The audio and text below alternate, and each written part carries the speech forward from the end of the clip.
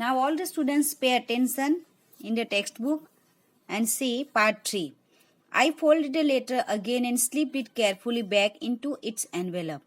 That means narrator have folded the envelope.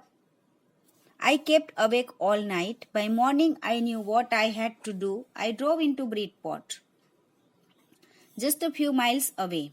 I asked the boy walking his dog where Copper Beaches was. House number 12 turned out to be nothing but a burnt out. Underline this word, burnt out cell. You can see the meaning here. Burn out means destroyed by fire. The roof gaping, the windows boarded up. Boarded up, underline this word and you can see the meaning, covered with wooden boards. I knocked at the house next door and asked if anyone knew the whereabouts of Mrs. Macpherson. So, here a narrator went to Bridport. He asked a boy walking with his dog and he has asked the address, but the house was burned out.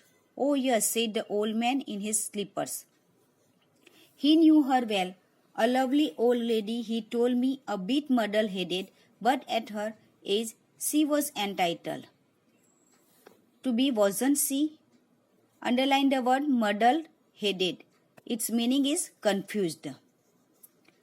101 years old, she had been in the house when it caught fire. When her house was caught fire, her age was 101 years old. No one really knew how the fire had started, but it could well have been kindled before burn out. No one knows the reason how the house burned out, but afterwards the people know that the burn out was by candle. She used candles rather than electricity because she always thought electricity was too expensive.